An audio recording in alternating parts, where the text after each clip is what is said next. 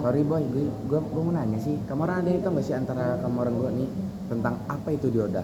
Ada yang tau nggak dioda itu apa? Menurut yang saya tahu sih, dioda merupakan komponen elektronika dasar yang memungkinkan arus listrik mengalir dengan dalam satu arah.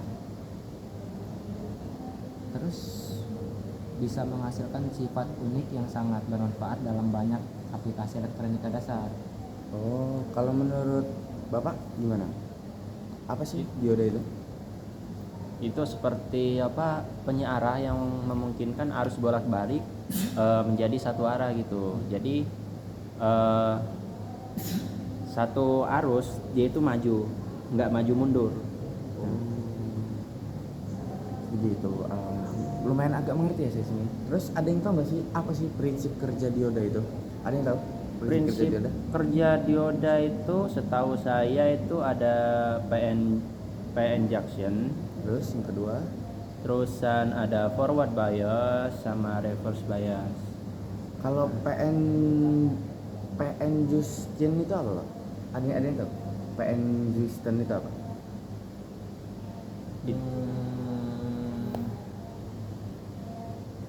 Barit bisa saya tahu. Bapak? Itu dimana sifat semikonduktor intramozzarella atau P dan ekstrasedar N dibentuk gitu.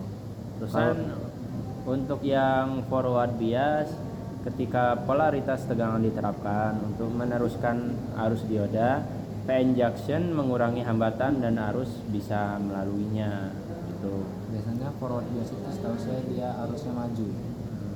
Setahu saya lah. Kalau yang reverse biasa itu setahu saya harus itu ke belakang atau mundur. Gitu. Nah, kalau jenis-jenis dioda, ada yang tahu nggak sih jenis-jenis dioda itu? Setahu saya tuh cuma tahu 3 jenis-jenis dioda. Yang pertama dioda silikon, yang kedua dioda Zener, yang ketiga light emitting dioda atau LED. Nah, tapi saya nggak tahu tuh apa sih fungsi dari dioda silikon, dioda Zener atau dioda LED. Apa sih, ada yang tahu nggak? Kalau setahu saya dioda LED itu ya yang menjadi lampu itu ya. Jadi dia itu mengkonversi arus listrik menjadi cahaya. Gitu.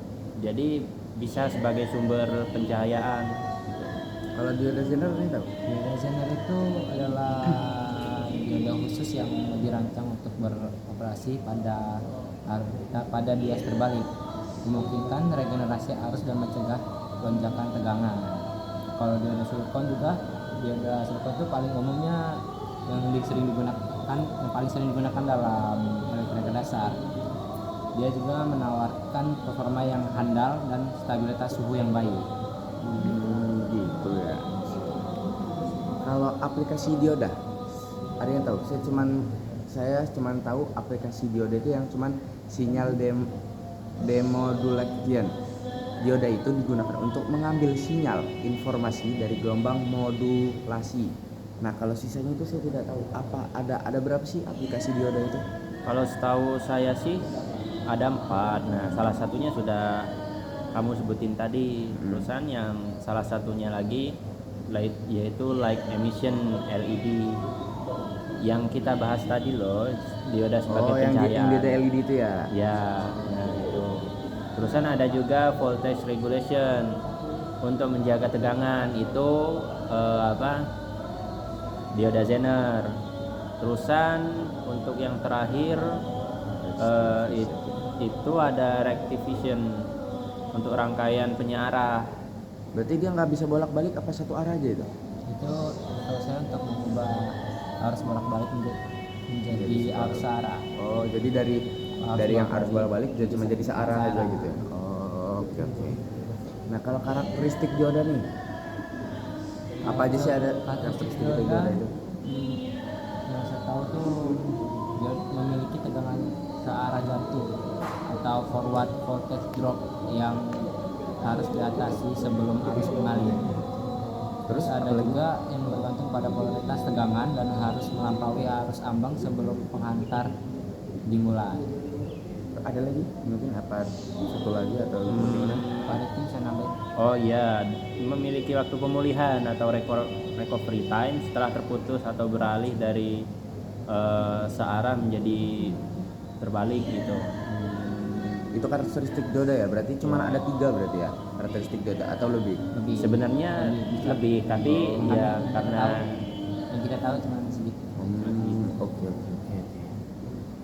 Apa sih keuntungan yang kita punya ke dioda? Menurut saya keuntungan dari saya nih ya, keuntungan dioda itu ukurannya tuh dia tuh kecil, dia nggak memuat ruang yang cukup besar, dia tuh hanya kecil, bisa dibawa kemana-mana juga, ya kan?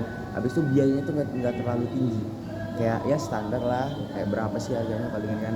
Yang nomor 2 kerugian dioda itu memiliki tegangan yang dapat membuang daya dan dalam beberapa kasus rentan terhadap efek suhu tertinggi. Kalau misalnya suhunya tinggi, kemungkinan dia rusak mungkin. Kalau menampung terlalu banyak itu pasti akan meledak atau rusak.